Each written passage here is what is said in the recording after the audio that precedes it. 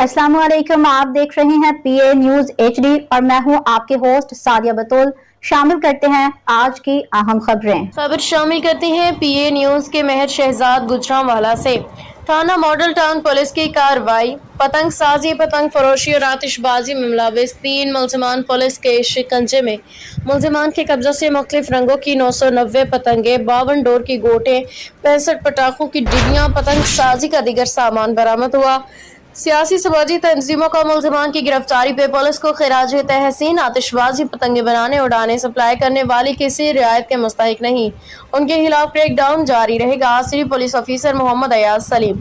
City police officer Mohammad Ayaz Saleem ने जिला भर में पतंग साजी, पतंग फरोशी, आतिशबाजी करने वाले अनासर के खिलाफ सख्त कार्रवाई करने के अहकाम जारी कर रखे हैं। इन्हीं अहकाम की रोशनी में एसपी सिटी शाहिद रशीद की ज़र निगरानी एसएचओ थाना model town inspector Imran Naseem Bhatt ने अपने पुलिस टीम के हमरा दौरान गश्त नाकाबंदी आला कारकर्दगी का मुजाहरा करते हुए पतंग साजी, पतंग फरोशी, आतिशबाजी में मुलविस 3 कस मुलजमान को गिरफ्तार करके मुलजमान के कब्जा से 990 मुख्तलिफ रंगों की पतंगे, 52 डोर की गोटें, 65 पटाखों की डिबियां, पतंग साजी का दीगर सामान बरामद किया है।